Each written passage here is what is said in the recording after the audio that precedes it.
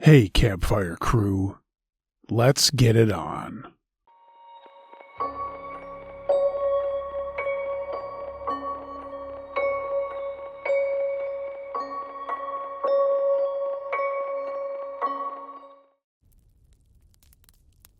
Scumbags on Camping Trip by Snood Drawings 8750.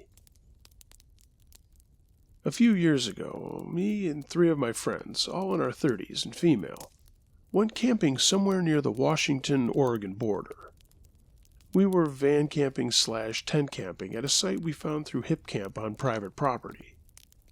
Basically, Hip Camp is a site similar to Airbnb where people who own land can rent it out or allow people to camp in designated areas. The site we found was in a wooded, rural area near cow pastures and a river. We planned ahead and brought kayaks and floaties and planned to float or kayak the river. We were all experienced swimmers and backpackers and had camped together frequently.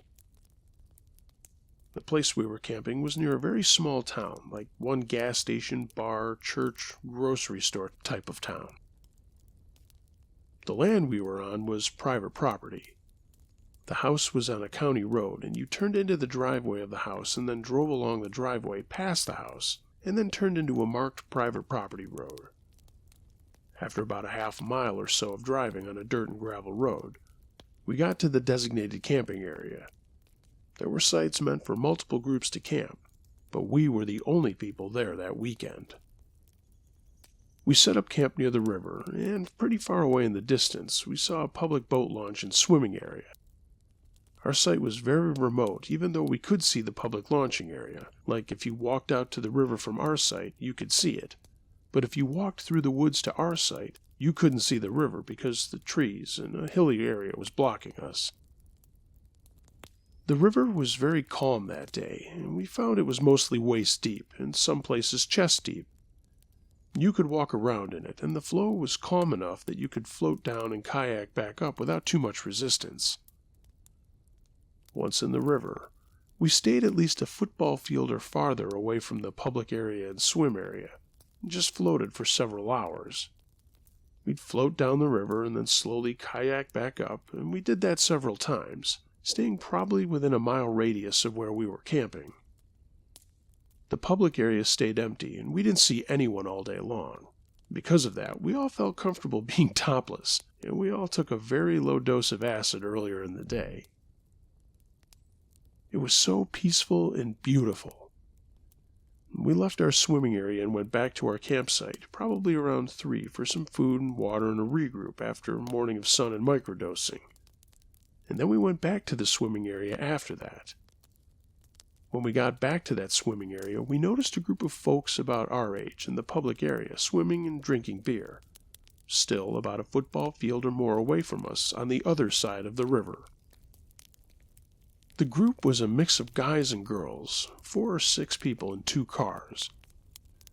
We floated away in the opposite direction of them and remained out of their vision, and we remained topless.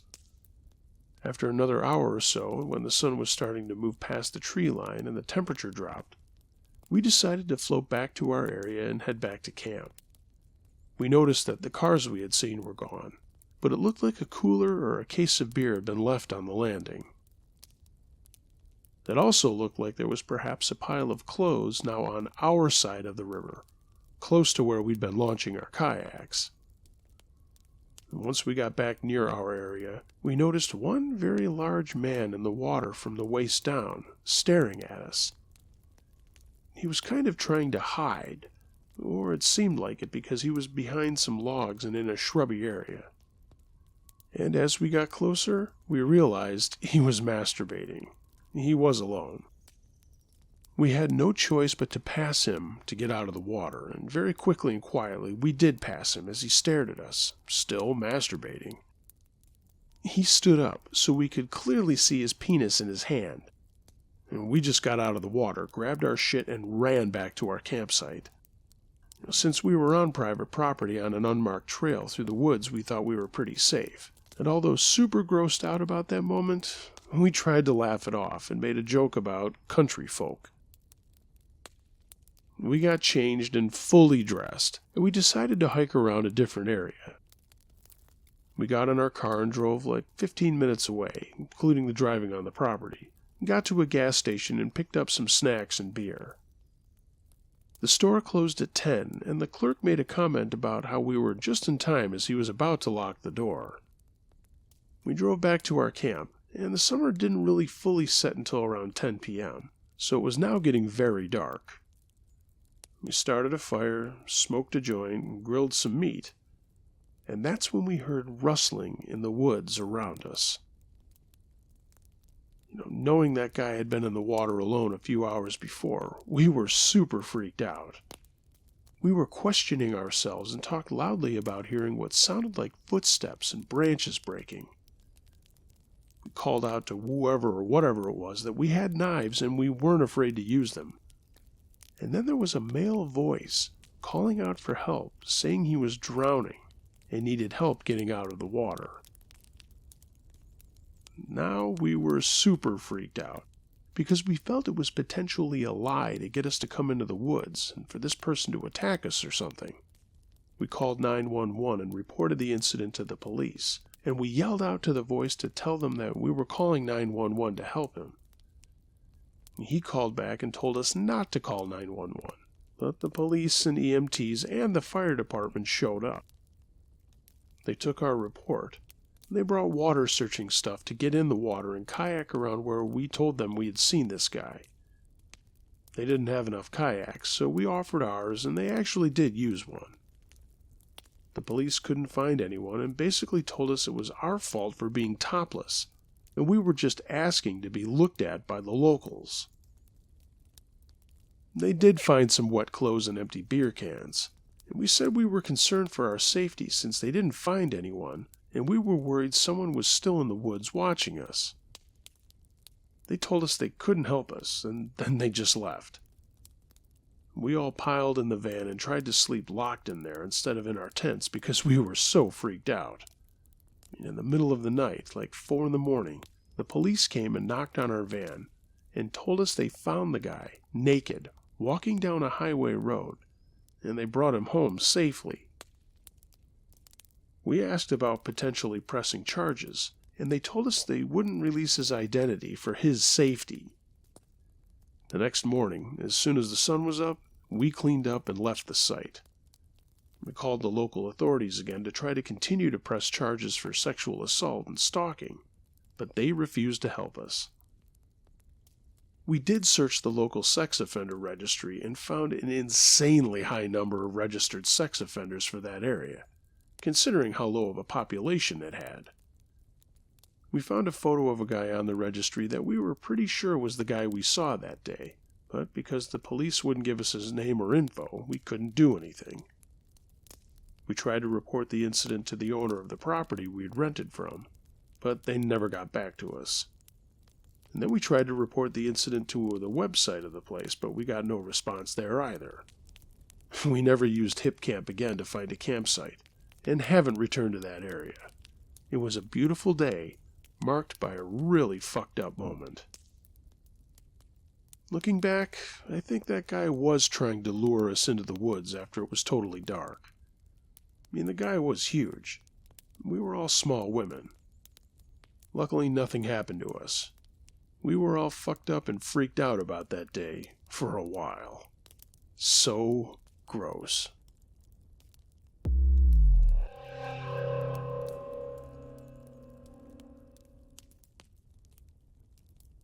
Catskills Camping Story by Time Bodybuilder. 2 of my friends and I were camping in an off-trail campsite in the Slide Mountain Wilderness area of the Catskills. We weren't very far from the parking lot, and only had a 3-person tent as well as a few extra bags of supplies. All the food we used we put back in the car. Right before I drifted off to sleep, I'd say around 11 or 12-ish, I began to hear something moving around the campsite and the general area we were located in. At first I heard it distantly. If I had to estimate, I would say roughly 30 yards from our tent. Occasionally it would move in closer, and then get further away again.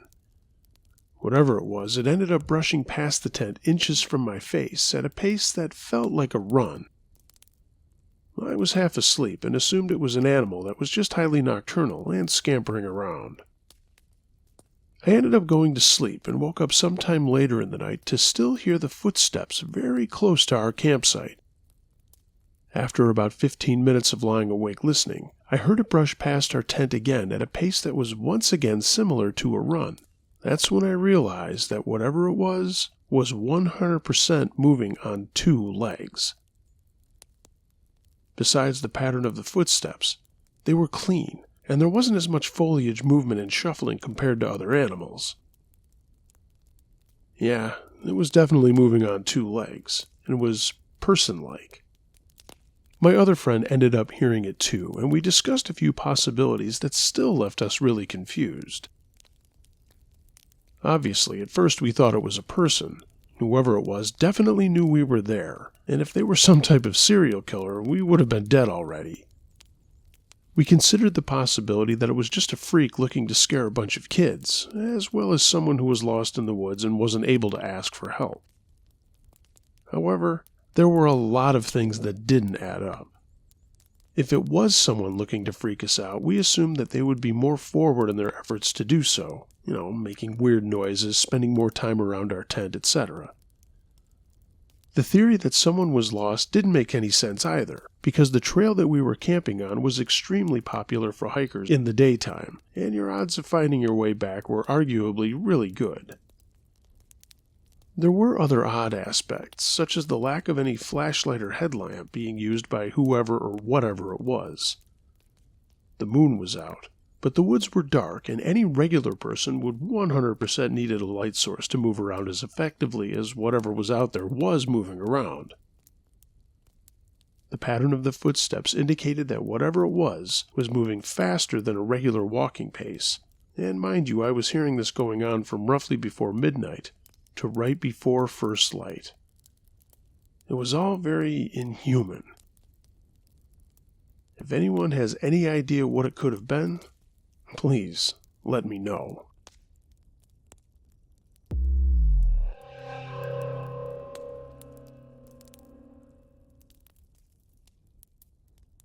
Voices in the Woods by Jazz Spam. Going back a couple of decades or so, I was living in London and would make a hiking or camping trip every 6 or 8 weeks as a way to deal with living in the middle of the city. One time, a friend asked to come along, so he and I went to the New Forest in the southwest of England. The New Forest isn't actually new at all. The same way New College of Oxford University is anything but new. It has some of the few areas of ancient forests that are left in the UK. We were walking around on all of these well-managed pathways, and when it got to mid-afternoon, we thought, let's head off the tracks, get into the actual woodland, and then find a spot to camp. I took a compass bearing, and we turned off the path and headed directly into the woods, making our way through the trees and ferns for about a mile. I had the most curious sensation go through me. I stopped and turned to my buddy and said, "Listen." The forest had suddenly gone completely silent. No bird song, no sound at all, not even the leaves rustling in the breeze. I stood there for a moment, my hand on my buddy's shoulder, trying to figure out what was occurring. I eventually shrugged and decided whatever it was would just have to be. The sensation wasn't threatening, but more curious, just that feeling of curiosity. About 200 or 300 yards further, we found an ideal spot for camp. A large clearing, broadly circular in shape, plenty of space to set up camp, and also have a small fire. It was spring in the UK, so it was safe to do so. We put our tents together, and then I dug a fire pit while my pals started gathering wood. There were even some logs we could use for seats, too, and pretty soon we had a really comfortable setup. Night drew in, and the fire was going nicely. We got some dinner down us, and out came a bottle of Black Label. We were drinking and sharing stories, and having completely forgotten anything about that curious feeling we had earlier. Time went on. We were getting tired, so we decided to call it a night. We stomped out the fire, peed on it, and then poured plenty of water on it. Then threw a load of soil on it and kicked it around to make sure that it was out. We said goodnight, and both went into our tents and laid our heads down. I should mention it usually takes me a while to get to sleep the first couple of days camping, and maybe it was the whiskey, but I was out like a light the instant my head was down. The first time I woke up, I could hear yelling. A man's voice from far away, far beyond the direction of my buddy's tent. I couldn't make out any words, and the voice coming from far away, but I could tell from the tone that it wasn't distress. I don't know why I dismissed it as just interesting and nothing to worry about, but that's what I did, and I went right back to sleep. The second time I woke up, I could see a ball of bright white light shining through the material of my tent. It was slightly larger than a tennis ball, and in my estimation, about 20 yards away, on the opposite side of the clearing. And it traveled in a perfect line, perfectly flat, in a linear direction from left to right. It wasn't bobbing up and down like a torch being carried. It moved in a flat line, just gliding along. Again, that curious feeling went through me, and as I knew it was there, I sensed that it knew I was where I was. I reached for the zipper of my tent to open it up and take a look, when a voice in my head said, "Don't look." It was kind of the same experience that you get when you're a child and an adult warns you, don't touch something dangerous. I mean, not angry or scary, but a very clear warning to not do something. My hand froze, fingers still on the zipper, and I was looking at the ball of light shining through my tent lining, and that feeling of curiosity still in me. "Go back to sleep," said the voice in my head, and again, not in a scary tone, just very much an instruction.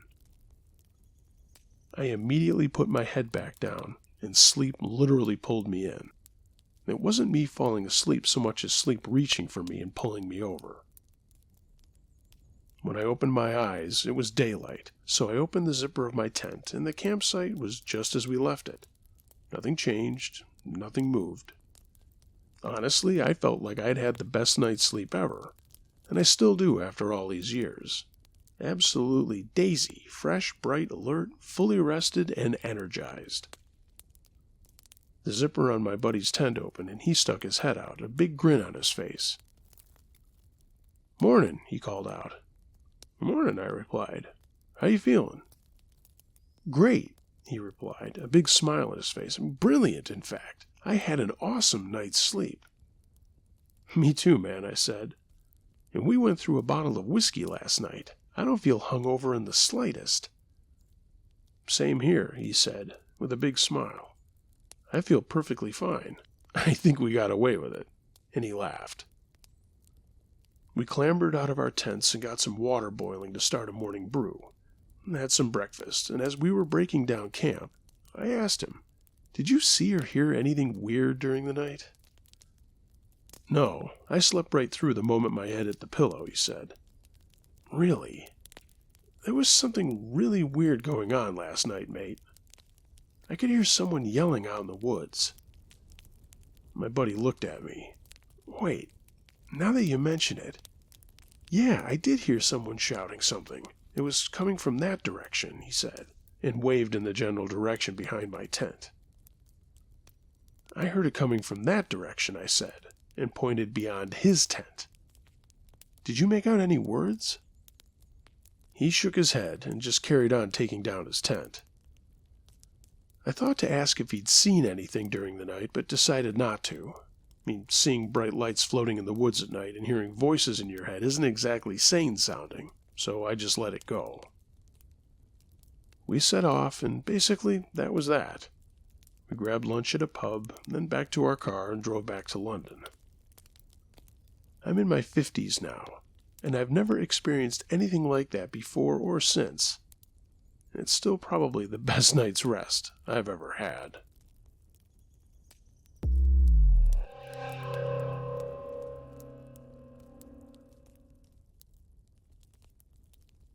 When a Peaceful Hike Turned into a Police Call by Blue Moon 2222. My boyfriend and I decided on a Sunday afternoon to go for a hike since both of our schedules were free. The day had been relaxing, just video games and lounging around, and now we wanted to spend the rest of it outside. I pulled out my phone, typed in hiking spots near me, and one in particular caught my eye: Lone Oak Trailhead in Johnson City. Something about the name intrigued me, so we plugged it into the GPS and headed out for our little adventure. Normally, we pack snacks, water, and something for protection. And for some reason, maybe because we were eager to get out into nature, we didn't that time. Another thing we tend to do, which might not be the smartest, is not check the length or difficulty of a trail. Our rule is simple: if we pick it, we finish it. After a short drive, we arrived around 7 p.m. The parking lot was empty except for one other car, which actually reassured me. At least there were other hikers out there. The trail wasted no time testing us. It was straight uphill from the start. My legs burned instantly, and for a moment I regretted my choice, but I reassured myself it couldn't be that bad. Just a good workout. 30 minutes later, both of us were drenched in sweat, and our conversations were just complaints. How much longer do you think till we're at the top? This is ridiculous. It's been straight uphill the entire time, and so on. After more grumbling, we pushed on for another 20 minutes until we came across an elderly couple headed down. We asked how much farther, and the man replied, "About 5 minutes to the first stop, but if you want to reach the top, it's another half hour." I thanked them and decided we'd wait until the first stop and see how we felt. When we spotted a picnic table up ahead, our pace quickened. By now, the sun was dipping toward the horizon, painting the sky in gold, and we realized that if we kept going, we'd be hiking back in complete darkness. I hated that idea, but we also didn't want to waste the chance to see the sunset. Against our better judgment, we pressed on. By 8:20, my legs felt like noodles. I told my boyfriend to go ahead and check and see if he could find another picnic table. Alone for a moment, an uneasy feeling crept in. My mind flashed back to a video I had once watched with my sister about dangerous mountain people in the Appalachians, feral individuals who robbed or attacked hikers. I shook off the thought as paranoid, until my boyfriend returned and said he hadn't found it. We debated turning back, but decided to push forward. Worst decision we could have made. When we finally reached the top, the sunset was gone. Darkness had swallowed everything. It was 8:40. My boyfriend sat at a picnic table scrolling on his phone while I wandered a short distance away to take pictures. I was murmuring to myself about how pretty it was when... Snap! A huge branch broke directly in front of me. The sound was so sharp it echoed throughout the still night air. My chest tightened instantly, and it was the kind of sound that didn't just break the silence, it shattered it. My eyes locked on the spot, heart pounding so hard I could feel it in my ears. Then, more branches cracked in quick succession, each one closer than the last. Out of the darkness, a man stumbled into view, moving oddly, hunched over, pacing, clearly on something. "Hey, hello?" I called, but he didn't respond. He just kept coming toward me. My hands shook as I backed up toward my boyfriend and flipped the safety off my pepper spray. My boyfriend called out, "Hey, what's up?" The man stopped, sat down on the opposite side of the picnic table and asked, "Do you have anything?" Everything about this guy was off. His clothes, a turtleneck jacket and sweatpants on a grueling uphill hike. His lack of gear. His jittery movements. I stepped away, pretending to look for cell service, while he told my boyfriend he'd been here for hours with, quote, friends. Yeah, friends. My eyes darted to the bushes around us. But then, without warning, he He stood up and walked back down the trail. No flashlight, no goodbye. I called my parents explaining what happened, but the call kept dropping. They told me to call the police, and I tried, but the line cut out again. That's when we heard it. Heavy footsteps, snapping branches, circling us in the darkness. The guy was back. We couldn't see him, but he could see us. The fear was primal. Predator versus prey. My boyfriend gripped a rock ready to throw, and I finally got a hold of the 911 dispatcher again, my voice trembling and gasping for air as I begged her for help, desperately trying to explain what was happening. She began telling us what we needed to do, but before she could finish, the call died again. I was clutching my legs, looking at my boyfriend. We shared a glance of pure desperation and fear, and at that moment, the air was still. Tears started to build as my mind spiraled. I was thinking that would be the end of us. We were going to be murdered or kidnapped or end up as another case on Missing 411. I kept redialing, but my hands were shaking so badly I almost dropped the phone. Meanwhile, my boyfriend was scanning the tree line, shifting his stance as something crashed from bush to bush around us, always just out of sight. When I finally connected with the dispatcher again, she told us to start heading down the trail immediately, and that officers would be waiting at the bottom. We moved fast, our phone flashlights slicing through the black void ahead. The darkness felt alive, pressing in closer with every step. When we finally got off the mountain, we were engulfed in pitch blackness. The circle of light from our phones was swallowed by the night, and my breath came out in visible clouds. But there were no cops, just the faint red glow of my car's taillights in the distance. We rushed to the car. I told my boyfriend to wait while I checked underneath in case someone was hiding there, and thankfully there wasn't anyone. We got in and sat in silence, dazed and confused. And I finally started the engine, and the only sound was the hum of the motor as we pulled away. We didn't speak until I finally muttered, "Never again." We both agreed. We're not hiking again for a very long time.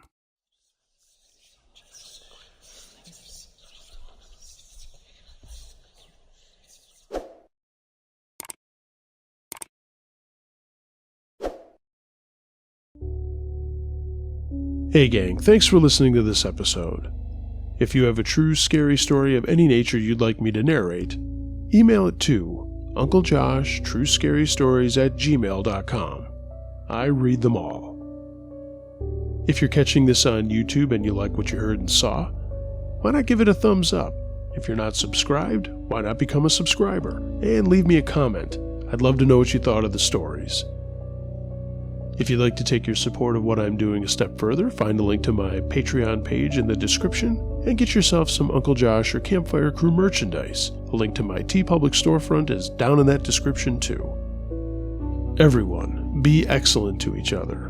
And until next time, be wary of things that go bump in the night. It could be anything. A ghost, a monster, or the guy next door.